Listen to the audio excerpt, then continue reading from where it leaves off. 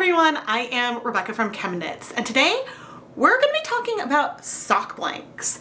Blanks are pre-knit pieces of fabric that are created with the intent to dye and then unravel.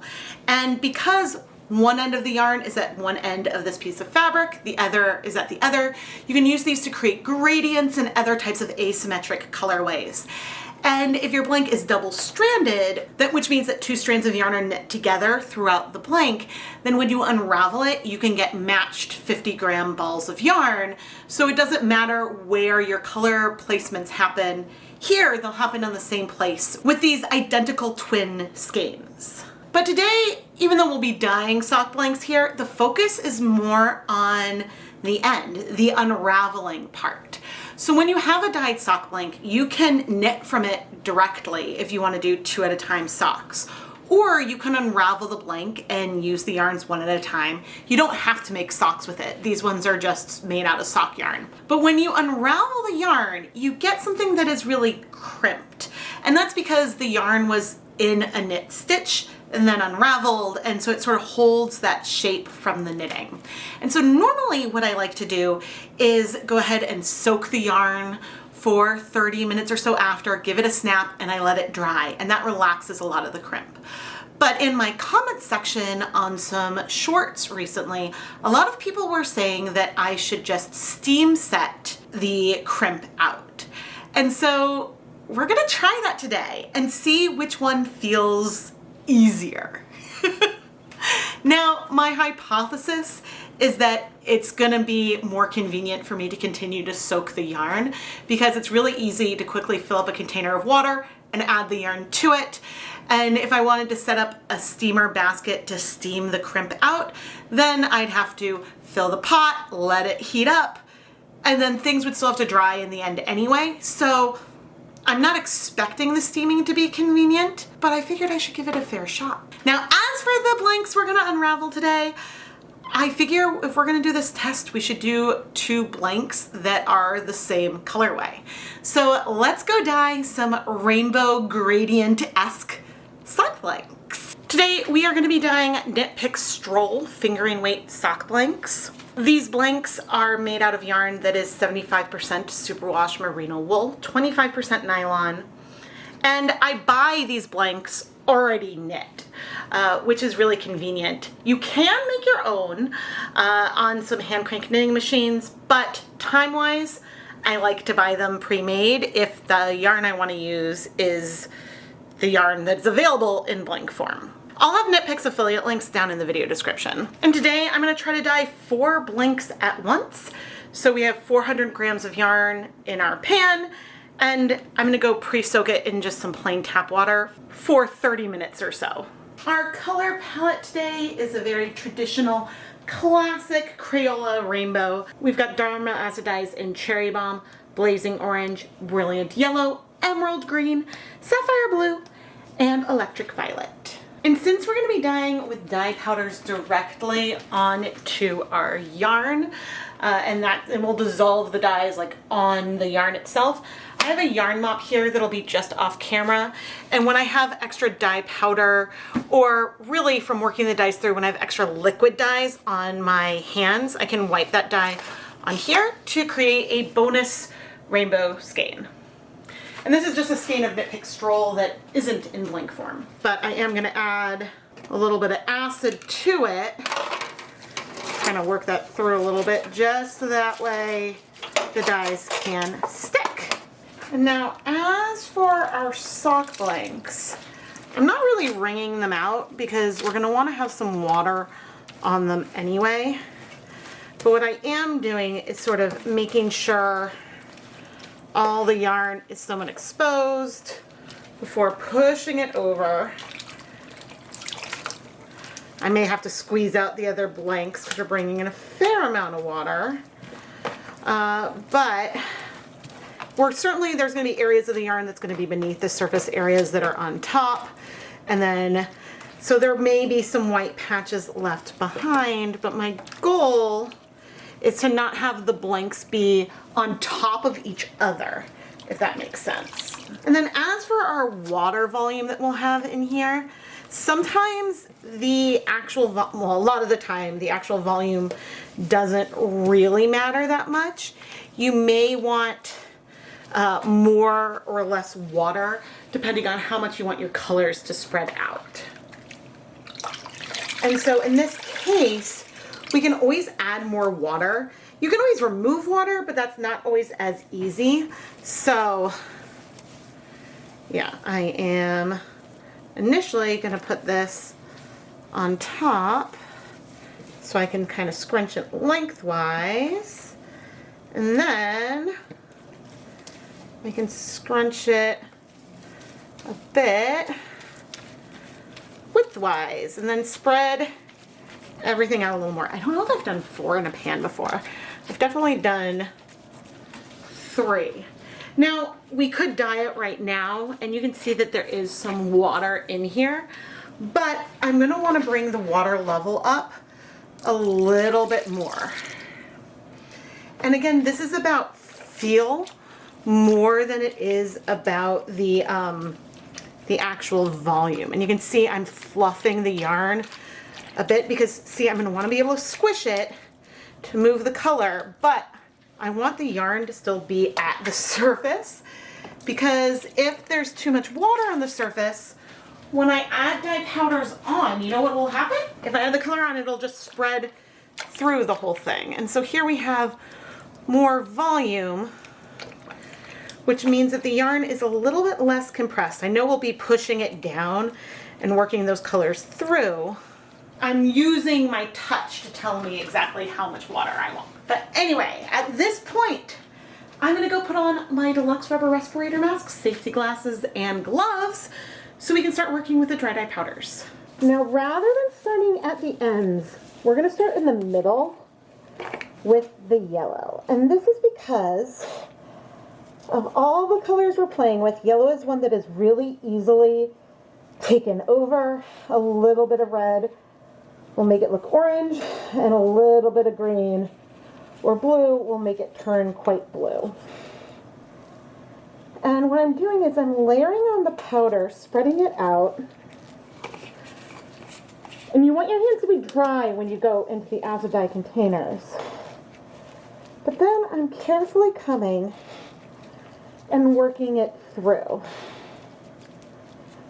And because colors spread, sometimes I like to use a little bit more yellow than I might the green or the orange, just because, again, I don't want this color to disappear.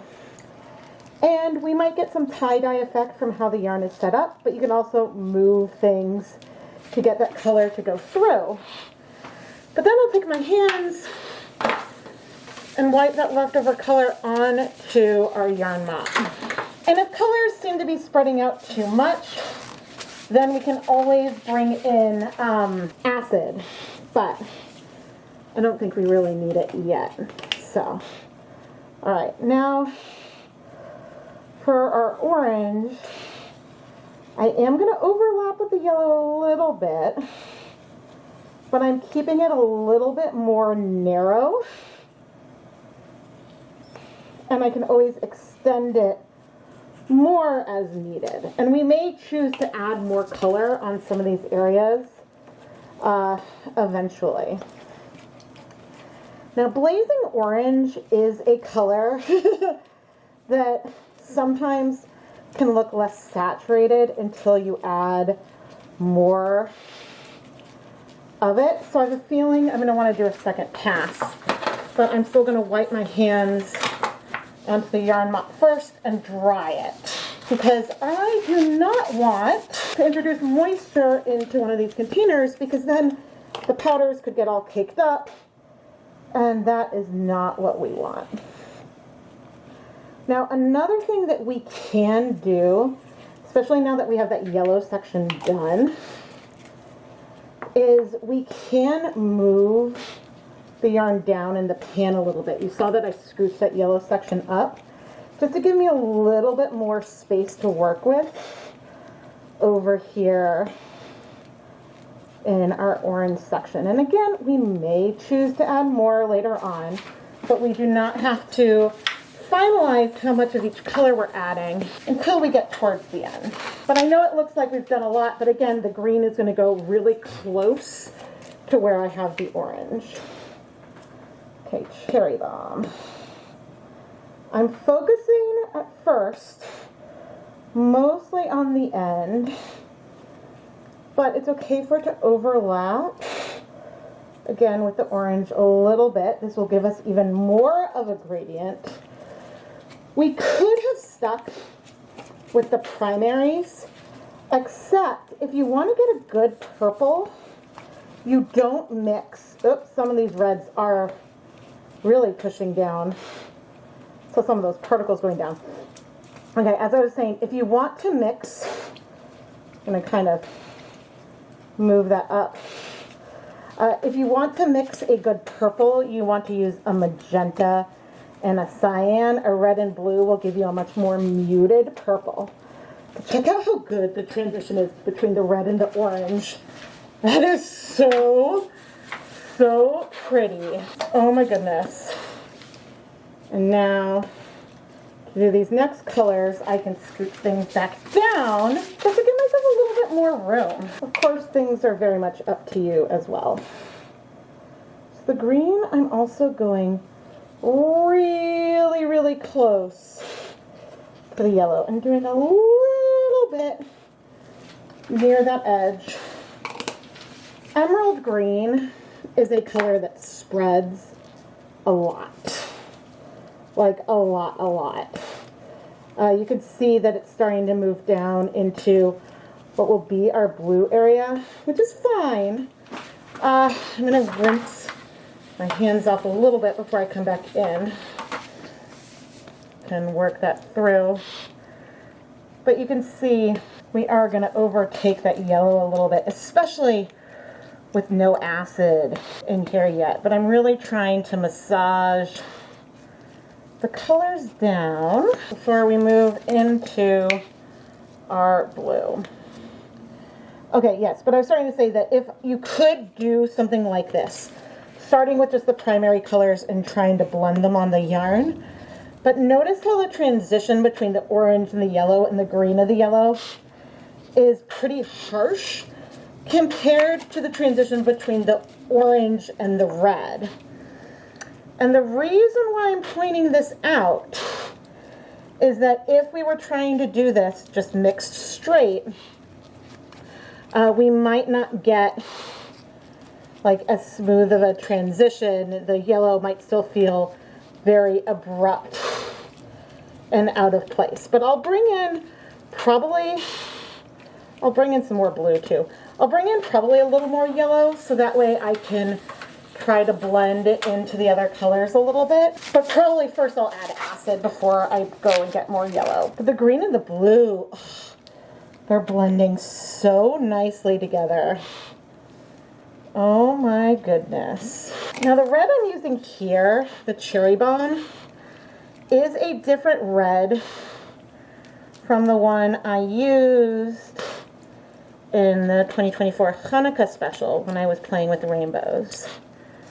I think I used fire red there, which was a little bit, the fire red was more saturated. Okay, and last but not least, the electric violet, which I don't know what it's made up from, but it is one of the most expensive pigments from Dharma.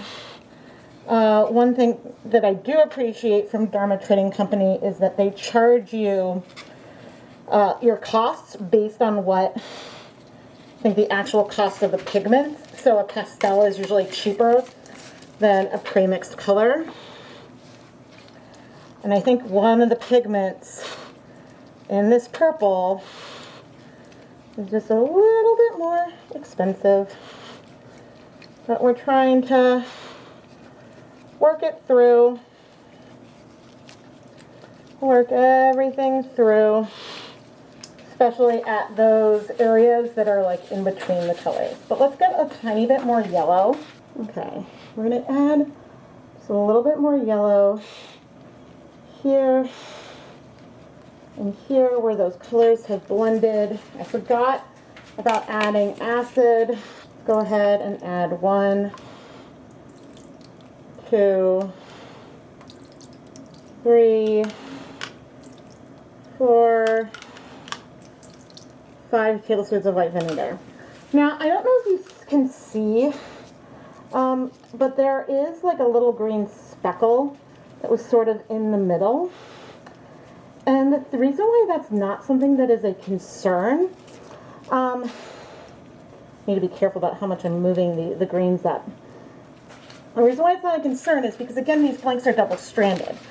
So if one of the blanks has a shorter yellow section, both of the skeins of yarn that we dissolve are going to have a shorter yellow section. And so I think that is really good. Now, what I'm trying to do is work both the colors through and help that acid through the yarn.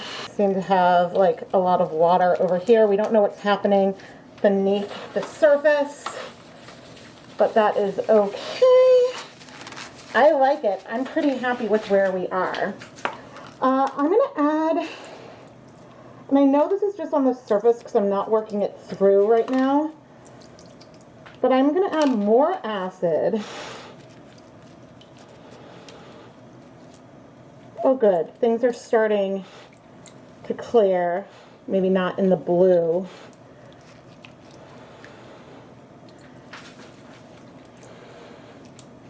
But the orange and the red, not as much. The colors are starting to clear, which is good, even at room temperature. This is why we waited to add the acid until near the end, because that helped us spread the colors out more. But I'm going to let things sit for a little bit. I think for 20 minutes here at room temperature. And the reason why I'm going to let it sit here at room temperature is that when I move the pan over to the stove to heat set it, the liquid that's at the surface or underneath the blanks will move. And with that will be some of the colors.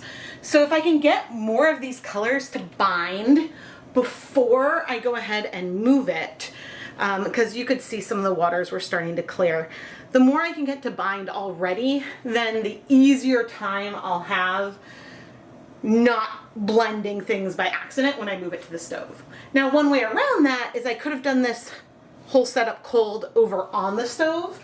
That would have been a choice. Or I could have set this up on a hot plate that I could heat set it without moving the pan. Moving the pan isn't like a huge issue, but since I have the time, it makes sense to wait. So anyway, I will see you shortly so we can go heat set all these blanks. It's been 20 minutes. Things look pretty much the same, and let's take it over to the stove now. Okay, we're on my gas stove across 2 burners, heating things up, and I definitely tried to keep things as level as possible when I was walking over. Now, one other thing I've observed in the past is sometimes with a lot of liquid, the dyes will sort of stay put while things are cold, but as soon as you start heating things up, then more diffusion and movement tends to happen. So it's worth keeping an eye out for that, but I'm gonna go ahead and let this heat up, and then I'll set a timer for 30 minutes. And as for our more pastel rainbow yarn mop that looks a little tangly right now, she's not tangled, I promised. I'm gonna go steam set this in my steamer basket for 30 minutes. It's been 30 minutes, and I'm gonna turn off the heat. And I've been checking this along the way, and I can show you that the dye bath is clear. Now, as I move this over, you'll notice not only is the water clear, but there's not that much water in here. I have been keeping an eye on the water level, and I think that with any low immersion project, that's really important, because what you don't want is for it to go dry, because then you'll start cooking the yarn in a way that you really don't want to do. Ooh, oh, that's cool. See, we're gonna have some lighter patches in here. Ooh, I'm really, really excited to open them up. But I think I'm gonna leave them here in the pan to cool off, at least until I can comfortably remove them. I do wanna let the yarn cool off completely before we wash it, but I think letting it cool for a bit won't harm it. And as for the yarn mop, I'm also gonna let that cool and I'll wash that one off camera. All right, our blanks have mostly cooled off. As I let it fall. Ooh, check it out. So see in here, like the oranges go up more, so there'll be some variegated sections. Oh, but this is so pretty. We'll obviously look at all the blanks in a moment. I'm just checking one of the edge ones. Yeah, we get these differences also just because of the way that things are scrunched up. Ooh, but we got really good coverage. Okay, we're gonna start washing just 2 of the blanks. The other 2 I'll wash off camera. Now the ends of the blanks are live stitches, so you could unravel them. I find that the Knit Picks blanks don't unravel as easily as they will the dye for. So for whatever reason, I don't bother putting a safety line in there. No bleeding so far, that's good. But you just want to have care so you don't unravel it prematurely. Not that it's the end of the world, but if you're selling them or giving them as a gift, you may want to make sure that they stay as intact as possible. Especially because once they start unraveling, then they keep unraveling pretty easily. Of course, we're going to get to the unraveling in not too long. All right, this is really cold. I'm washing on cold water, but it is January in Massachusetts, so cold water is really cold. But the good news is I'm not seeing any color in the water, which is fantastic. I'm gonna finish rinsing out the soap. I'm gonna then put the sock blanks through my spin dryer to remove some of the water, hang them up to dry, wash the other 2 blanks, and let's look at all 4 of them together. Here is our yarn mop, all glorious and very pastel, because instead of really having dye powder on my hands that I was wiping on it, I had liquid dyes on my gloves. And so that was more diluted and gave us this very like pastel rainbowy colorway. I think I barely have all of these in frame. Oh my gosh. But one thing I need to say right away is that there was a moment after I washed them where I wished I had added more dye because I wanted the colors to be more saturated. And we'll see how we feel once we unravel some of them, because I have a feeling that due to the resist of some of the stitches, we'll have a little bit more white mixed in once we unravel the blanks. But right now, I absolutely love the saturation of the colors. Now, I need to go and unravel the blanks, but before I do, I want to point out one thing. This blank right here has a large patch of yellow, a small little bit of red. This one here has more red and less yellow. And this is why it's nice that the blanks are double-stranded, because on this blank, the 2 skeins are going to have the color transitions happen in the same place. And in this blank, the color transitions will happen in the same place. If these blanks were single-stranded and you were to make socks out of them, they clearly are related. But one of them would have more yellow in it than the other because of the way that that turned out. I think that it's fun to point that out, and we may see these trends on the Knitty Naughties once I have unraveled the blanks, which I'm now gonna go do. Compared to the blanks, the yarn mop is not saturated at all. Now that I've unraveled 2 of the blanks, we need to finally relax the crimp, and we'll try a few different ways. First, it is worth pointing out that the 2 blanks unraveled look very similar. We have rainbow gradients, and yes, things aren't at the same density, but there are differences between the 2 blanks. We saw that when I had them all laid out. And so each of these 2 skeins are a matched pair, and then these 2 skeins are a matched pair. And so as I remove the yarn from the Knitty Naughty,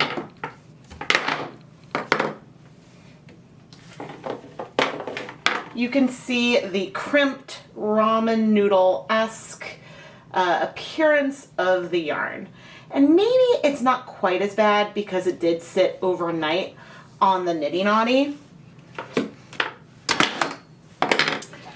And yes, you could wet the yarn and let this set on the Knitty Naughty, but I found that leaving the yarn under tension when you try to relax this crimp results in yarn that is a little bit more stretched out, so I like to remove the yarn first.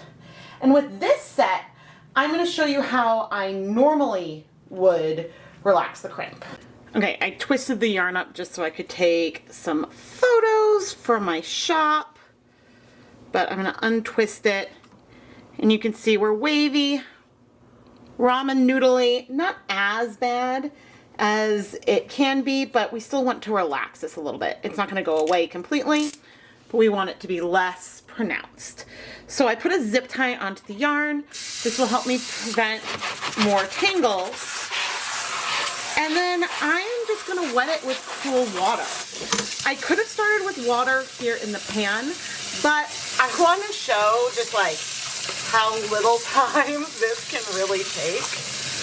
Now, sometimes I'll fill this with water and let it soak for 5 minutes, but even with just that brief soak, and I'm gonna remove the water, and so you can see most of the crimp is now gone.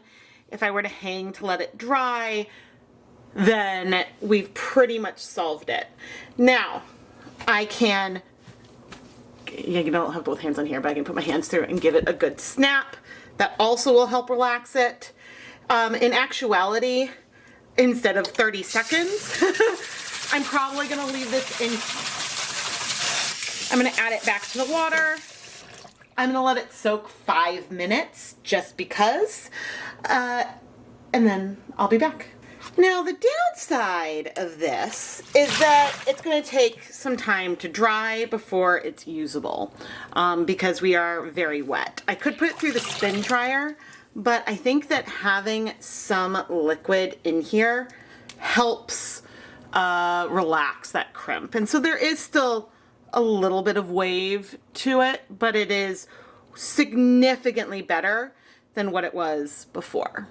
So I'm gonna go hang this up to dry. To relax the crimp with steam is gonna take a little bit more prep because I need to set up a steamer basket that is nice and steamy in order to do this. So I'm gonna add a couple inches of water into my dye pot,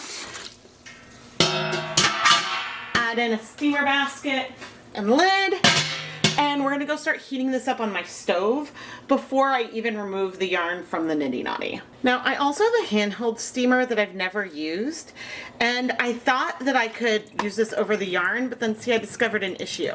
I don't think you can do this like over the counter. I think that this has to be upright, and so that would just be trickier to apply the steam to.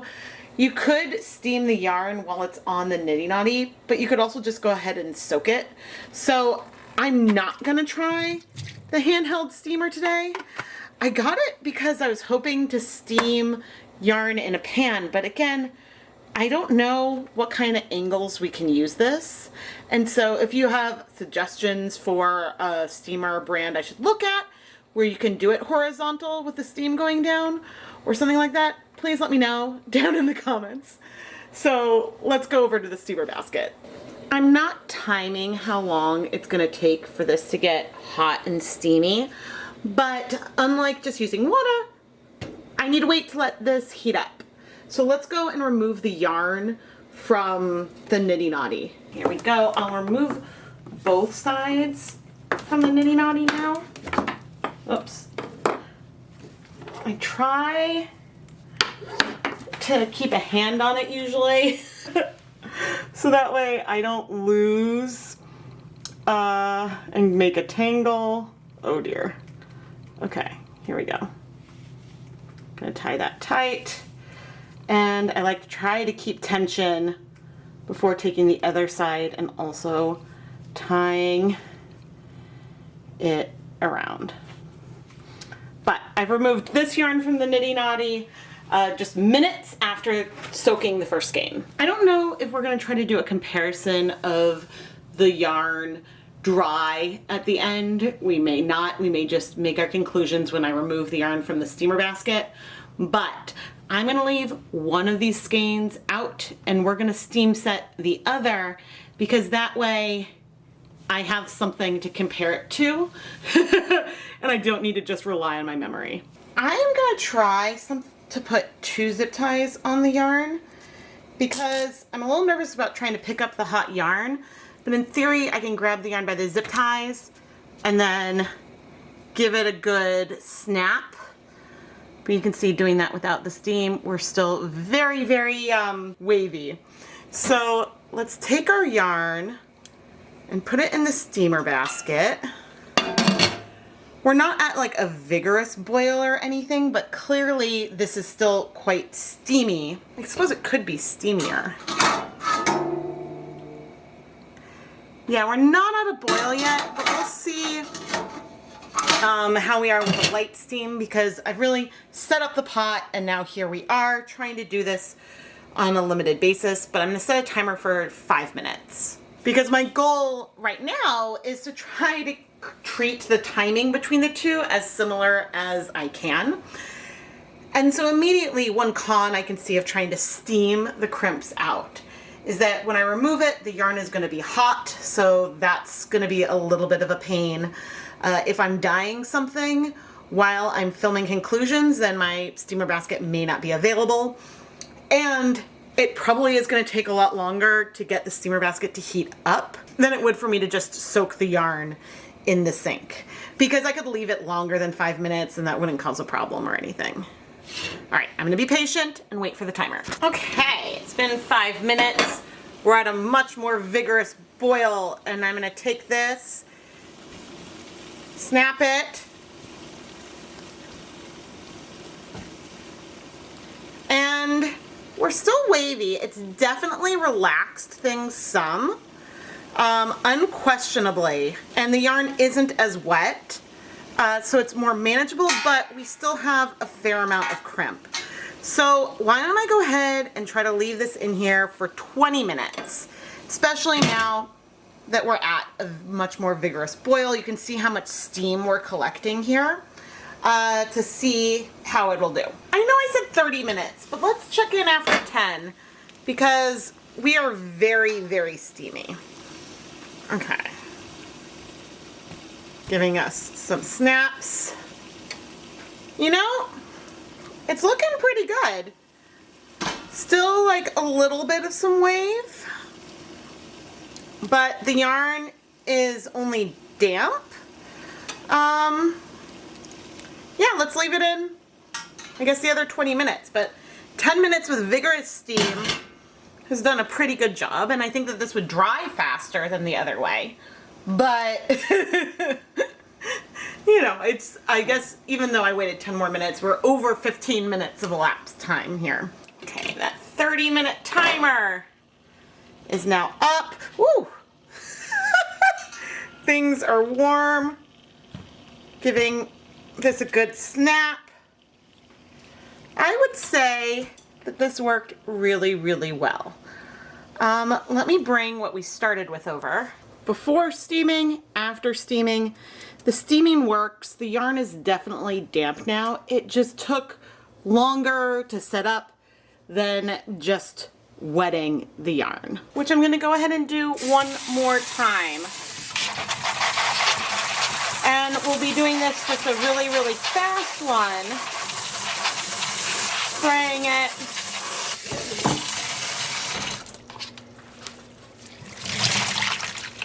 And giving it a little bit of some tension. And then again, snapping to relax it and hopefully not mess it up. So if I'm going to compare the two now, soaking versus steaming, I mean, the soaked is way wetter right now. The steamed is still fluffy and a little bit damp. Both would probably need a while to dry, but soaking is way, way faster. So I think that's what I'm going to stick with.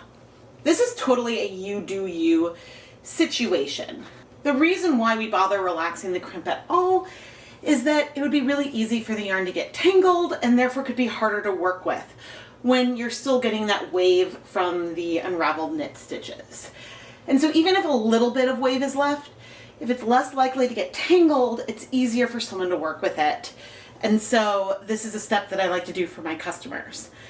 Now, I would say that of all my customers, most people, probably around 90%, buy the intact blank and either unravel it themselves or knit directly from the blank versus unraveling the blank before using it or requesting that I unravel the blank.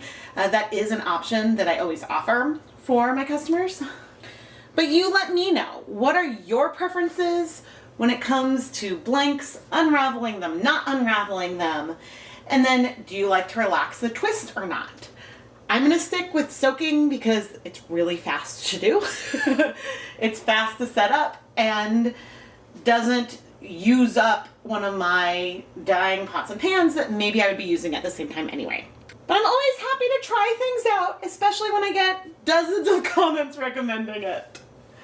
I am Rebecca from ChemKnits. Thank you so much for watching. Please subscribe and turn on notifications so you never miss a new video. And if you love this rainbow yarn, go to the ChemKnits Creations Etsy shop because some of it may still be there. Thank you so much for watching.